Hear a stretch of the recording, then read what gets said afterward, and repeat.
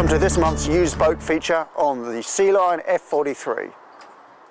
The F43 is one of Sealine's most successful flybridge cruisers, having a production run of 8 years from 98 to 2006. The actual boat is based on the 410 Statesman, which was also an aft-cabin boat with an identical hull that came from the same moulding, and that was built from 93 to 98. So you can argue that realistically this boat has had a 13-year production run.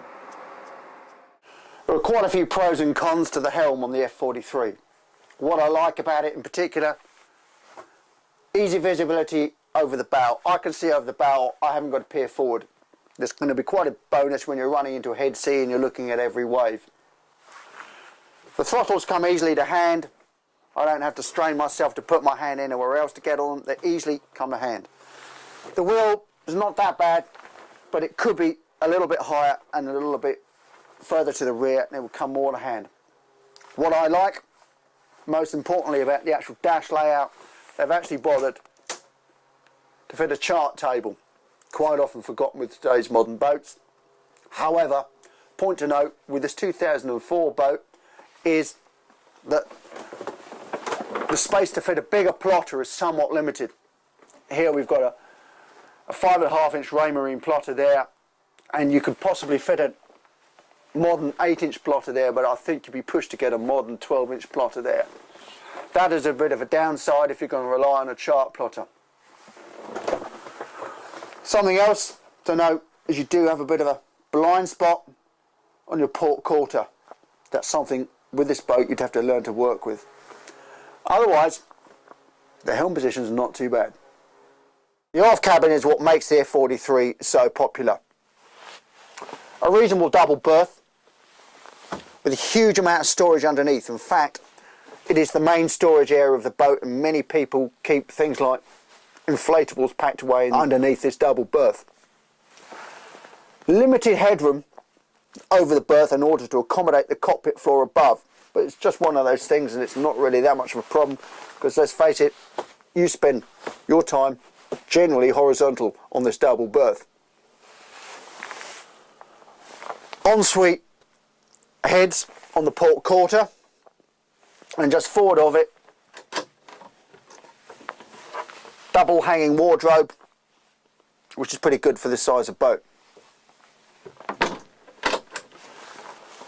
On the starboard quarter, you've got a separate shower compartment, and in front of it two quite sizable storage drawers.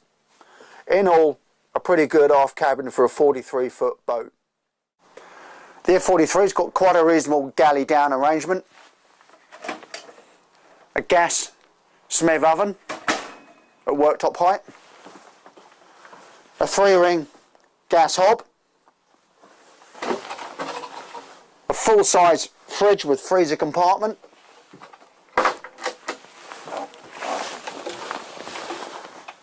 plenty of below worktop storage, and cutlery and crockery storage up here. If you really do need to keep quite a few provisions on board for the longer cruises, you've got 3 separate storage areas down in the floor here. Here we have the starboard side convertible dinette. Opposite the galley, it's a great place to sit in the morning and have your breakfast. Alternatively, the table drops down, you have an infill cushion, and that gives you a really large double berth should you need an extra 2 sleeping places. Here we have the forward cabin. It's got a lot of head height storage all the way around, that's quite impressive. It's also got extra storage down here, a couple of little discreet shelves, cubby holes here, and a full size hanging wardrobe on the starboard side. And of course on the port side here you've got ensuite access to the heads compartment. Here we have the forward heads, complete with wash basin and shower, and it has forward ensuite access to the forward double cabin. This boat has got the later type enlarged dash which is designed to take the larger chart plotter displays that of course were not made when these boats were first built back in 1998. This is a very handy extra to have on the F43, as it enables you to get a decent sized rib tender up and out of the water onto the bathing platform without breaking your back.